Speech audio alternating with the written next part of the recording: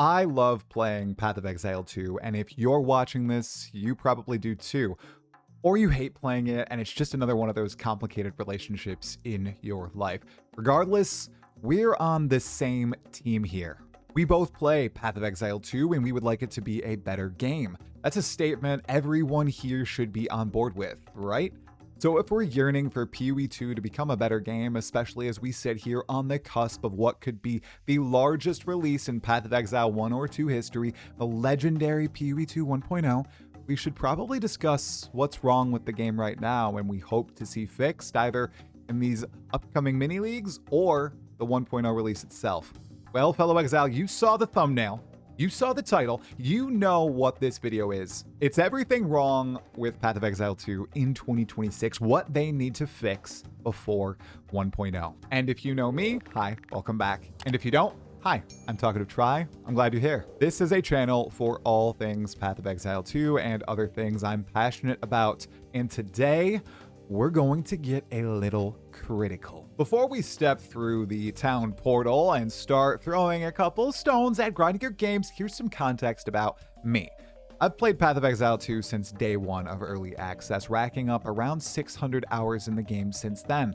I also played the game twice before early access began at events hosted by Grinding Gear Games in Los Angeles, and between those events and the initial launch of early access, I watched this game go through a genuinely ridiculous number of changes. The game I played in March 2024 was almost unrecognizable compared to what launched later in December.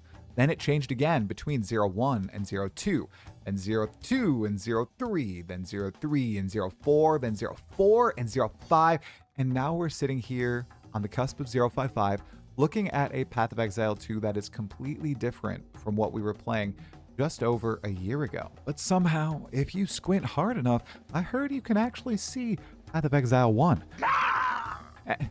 Anyway, my point is that I've covered and played a lot of Path of Exile 2. I've covered the announcements, I've played every major content patch, I've played the campaign over and over, I've played the endgame over and over, I've made characters that were cracked, and I've made characters that were absolutely terrible, and I've watched this game evolve for a long time, so I'm not coming into this video thinking Path of Exile 2 is some irredeemable disaster or a bad game. Quite the opposite. I think it's an incredible game, but it's still far from feature complete, it's far from content complete, and obviously, it is far from perfect, even though sometimes I go overboard with my league ratings. There are systems that need serious work before 1.0, and I think this is actually one of the most important times to talk about and bring these problems up to ensure they are addressed in the next 4 months, because 1.0 is different. Early access gives Grinding Gear Games an excuse to experiment. 1.0 is when the game starts telling brand new players, this is Path of Exile 2. So with that in mind, everything I'm about to say is coming from a place of love. Let's start with something that I think is one of the clearest examples of PoE 2 having an incredible idea and a rather mediocre execution at the end of the day. The Trials of Ascension. Thematically, they are brilliant. Mechanically, there are some problems here, and we all know it. The two trials have become either incredibly boring or incredibly frustrating for a lot of the player base. Personally, I fall much more into the former category, but I completely understand why some people absolutely despise these things. And the really funny part is that we already know there's going to be another way to ascend in the future. You were born for this. No, not that one. This one. Oh, that was a juicy one, Exile! Starting with the Trial of the Sekimas, there's a pretty obvious laundry list here of issues. It feels considerably worse for melee characters. Honor resistance can make the difference between the trial being reasonable and the trial being absolutely miserable. Afflictions are often dramatically more impactful than boons, and major boons especially are absolute jokes. They don't feel nearly as exciting as they should. There's a lack of monsters and bosses that feel truly unique to the trial with the asset reuse that's gone on in other parts of the game, and after you've run the Trial of Sekima enough times, the room variety starts to become very apparent. And that last part is important because the Trial of the Sekimas looks awesome. It has this incredible environment going on. You're moving through this giant ancient temple, you're making decisions, you're managing these resources, you're picking the rooms yourself. It should feel like this miniature roguelike adventure inside Path of Exile 2, but eventually the magic does wear off because you realize you're fighting a relatively small collection of encounters over and over and over and over again. And then there's the Trial of Chaos, which in my opinion is way worse. It is so slow compared to every other aspect of Path of Exile 2, including the campaign, and the difficulty largely comes from the modifiers. But here's my problem. A lot of those modifiers aren't particularly interesting. They don't necessarily make me think, oh man, this completely changes how I need to approach this encounter. Sometimes it really just feels like, this thing is more annoying now. And then there's the reward problem.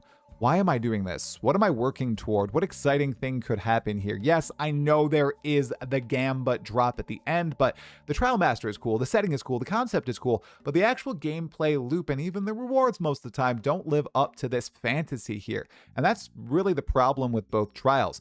The environments and atmosphere are compelling, but the gameplay systems aren't. Monsters are reused from maps, bosses are largely reused from maps. Outside of some notable exceptions, like the end bosses, there isn't enough variety in the actual challenges, and there aren't enough ways to meaningfully scale the experience. The Last Flame Relic is an obvious exception, but that's essentially the nuclear option. Alright, now you just can't get hit at all. Compared to the other endgame activities in Path of Exile 2, the trials simply don't feel nearly as diverse. And these are supposed to be some of the most important pieces of content in the game, and that's a problem. All right, you've heard of sea power, air power, maybe even desert power. But today we're talking about something far more important: gear power versus passive power. I think Path of Exile 2 currently puts too much of the power budget into gear, and specifically too much power into a handful of incredibly powerful modifiers for certain character builds. Things like plus gem levels are the obvious example. If you played enough of PB2, you know exactly what I mean. There are situations where getting one massive weapon upgrade can completely transform your character, which is cool, and it sounds good, except that creates a big balancing problem from my perspective. Because grinding your games does have to balance the monsters around the possibility that players have access to these enormous spikes of power. Right? Right? Hold on to your butts. Well, that's not what happens, because this just completely trivializes the game, and I think there's a better way to distribute some of that power so they can balance this better. Put more of it into the passive tree. Put more of it into systems that every player is guaranteed to interact with, like Ascendancies. Because then Grind Gear Games has a much better baseline for balancing the game. If everyone is getting a certain threshold of power from their tree, GGG knows roughly where players are going to land if they are creating a good or decent build. Gear can then become this thing that pushes your character from this works to, oh my goodness, this is insane, instead of gear being the thing that determines whether or not your build feels functional in the first place. Ask yourself this right now. What is the coolest moment in your Path of Exile 2 character's progression? Now, ask yourself, what is the most universally exciting moment in basically everyone's character progression? I think the answer is pretty obvious for many of us. Ascension. And it makes sense. You finish those pesky trials, you pick your Ascendancy, and suddenly your character has access to a completely new layer of power. Look at the Spirit Walker. Look at the Martial Artist. Look at the Gemling Legionnaire, especially something like the Gemling's gem adjustment mechanic. These aren't just, you do 10% more damage. These can fundamentally change how you build and play your character, and that's exactly what Ascendancies should be. But not every Ascendancy currently hits that same level. Some of them feel like they were designed for an older version of Path of Exile 2, and I think that's because they were. The game has evolved so dramatically that some Ascendancies haven't evolved with it. The passive tree changed, skills changed, items changed, the endgame changed, the entire power curve changed. And some Ascendancies still feel like they're from a different era of the game. I'm not asking for every Ascendancy to be busted. I'm asking for them to be interesting. Give me decisions, give me weird interactions, give me build-defining mechanics unique to every Ascendancy. Give me a reason to sit there staring at my Ascendancy tree thinking, wait, what if I did this? What's the right option here? I can't wait to play with this. That's Path of Exile 2 at its best. And some Ascendancy options simply don't provide enough of that right now. I'm gonna be brave and just say it. Melee lacks options in Path of Exile 2. Yes! And what I'm saying might not exactly match what you're imagining. Let me elaborate. I'm not saying melee is universally weak. I'm not saying every melee build is bad. I'm not saying you can't clear the game with melee. You absolutely can. I have many times in the past. What I'm saying is that being in melee range is often just a worse position, and it just feels worse than being somewhere else, like a ranged character usually is. And I think that's a design problem. Think about most of your encounters in Path of Exile 2. Rare monsters have all these modifiers you gotta deal with. Bosses have huge attacks and area denial. Monsters can surround you. There are ground effects, there are projectiles flying everywhere, there are explosions, delayed attacks, and mechanics that punish standing near enemies or on top of them, usually to do with rare monsters. And then on the other side, ranged characters get to do something really powerful. They get to not be next to those monsters, or they get to move while attacking those monsters in almost every circumstance. And that's an enormous defensive layer, and it just feels better. So it becomes the goal of every melee character to do what is opposite to the fantasy, to blow things up from as far away as possible before they're even on top of you. And that feels bad. I want there to be situations where getting close to the enemy is an advantage, not merely a requirement of the skills that you are using, because right now it feels like melee is being punished for fulfilling its own fantasy, and I don't think that's where Grinding Gear Games wants the game to end up. There needs to be some changes here, I think especially with rare monster modifiers. This is the largest offender logging up the screen and causing your melee character to always be in some scenario that just does not feel great, especially in the end game. All right, this one is pretty simple. I'm gonna be blunt. The game gets too damn busy. Early campaign, beautiful. Mid campaign, still beautiful. Late campaign, uh-oh, here we go. Early end game, all right, it's getting bad. Mid end game, what the hell is happening? Late end game with a juiced map? I have absolutely no idea what's going on the screen right now. And I don't mean that as a joke. Path of Exile 1 always had visual chaos. That was part of its identity. Path of Exile 2 sought to fix that. However, it did not. And I really wish it did. There is a huge difference between this game is visually overwhelming because there are a lot of cool things happening on the screen, and I literally cannot determine what killed me. I don't know what's happening on the screen. That distinction really matters, and I think PoE2 is heading increasingly toward the second one, which sucks. Part of this is projectile scaling, part of it is monster density, part of it are rare monster modifiers, part of it are overlapping ground effects, part of it is the sheer number of skills, particles, and explosions happening simultaneously on your screen, and I don't think the solution is necessarily make everything ugly and boring. I think the better solution is the OG direction and visual clarity for Path of Exile 2. Fewer projectiles, more power within those fewer projectiles, or in some way giving players more control over what they're seeing on screen. Let me turn down some of this visual noise. Let me reduce effects that aren't relevant to me. Let me prioritize gameplay info over just the, I would say, spectacle, but it's not a spectacle, over the slop on my screen. Because Path of Exile 2 is at its best when I'm looking at the screen and thinking, look at what my character is doing, not holy where is my character? And constantly, we're experiencing that second one.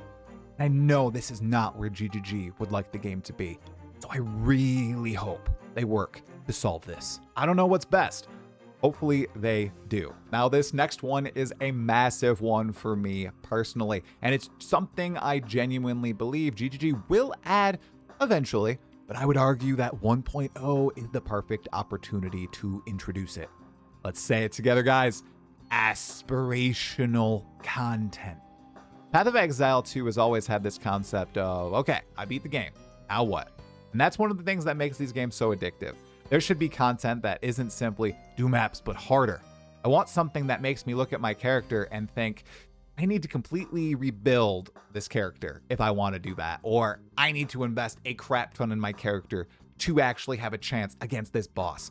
I want encounters that test specific aspects of your character build. I want more difficult bosses. I want challenges that take mastery rather than simply more damage. That's why I really liked the Arbiter of Ash, and I know some of you do not like that fight, but I loved it because it took mastery. You could just build more damage, right? Or you could master the fight, and that was so fun. I really want more things, more bosses, pieces of content that players can spend an entire league working to beat. And most importantly, I want something that makes the absolute ceiling of character progression feel meaningful. And I know some of you out there might feel the same way. And let me be clear, this isn't about making aspirational content that rewards better stuff than other content in the game. Not, at least not for me personally. It becomes putting a mountain in the game for me to climb and eventually surmount. Not a set of challenges, not a checklist of Atlas things I have to complete, a clear, definable boss or encounter that I need to overcome that is compelling. And if you really want to, maybe you throw in a cosmetic reward for beating it. Or maybe it drops a shiny version of the unique item that it already drops if it's a boss. Something like that. I just really want some more difficult bosses in the game because I think those are one of the coolest aspects of Path of Exile 2, and they become trivialized too quickly in Endgame. Exiles, when I look at Path of Exile 2, I don't see a bad game. I see a great game. And that's why these problems I outlined today bother me, because the ceiling is so high. The combat here is incredible for a good part of the game. The boss design can be incredible. The art direction is incredible. The world is fantastic. The build system is already absurdly deep and interesting, and grinding your games has something that very few developers have. They have years and years of experience making this exact kind of game. They know what works, they know what doesn't, and they've repeatedly shown throughout early access that they're willing to change huge parts of their game and huge parts of their philosophy if they think it'll make the game better for the player base. So my hope for 1.0 isn't that Path of Exile 2 suddenly becomes perfect. Of course it's not going to. Perfect games don't exist. I want the game to feel intentional. I want every major system to feel like it belongs. I want Ascendancies to feel exciting. I want Melee to have more options. I want the trials to feel worthy of being trials for your character. I want aspirational content. I want the game to be visually readable. And I want gear to enhance builds rather than completely define them. However, most importantly, I want Path of Exile 2 to give players more opportunities to look at their character and the encounters they beat in the game and say, I made this. I beat this. Because that's the magic. That's why we keep coming back. That's Path of Exile 2. And I think Path of Exile 2 has the potential to take these ideas further than many other games have. But before it gets there, there are these things that need fixing. And that's what I want to see from 0.55, maybe 0.56 and 1.0. Not perfection. And if grinding your games manages to pull that off, well, I'll probably see you in Rayclast. You made it to the end. Congratulations. Thank you for watching the video. If you enjoyed it, make sure to hit the like button. Make sure to leave a comment below. Share this with your friends, whether they play Path of Exile 2 or they're considering playing it. Maybe it will hook them a little bit going into 1.0. And I hope to see you in my next video. I am so pumped for 0.55 and whatever that will bring, and 1.0 at the end of the year. Have a wonderful evening. Good night. God bless.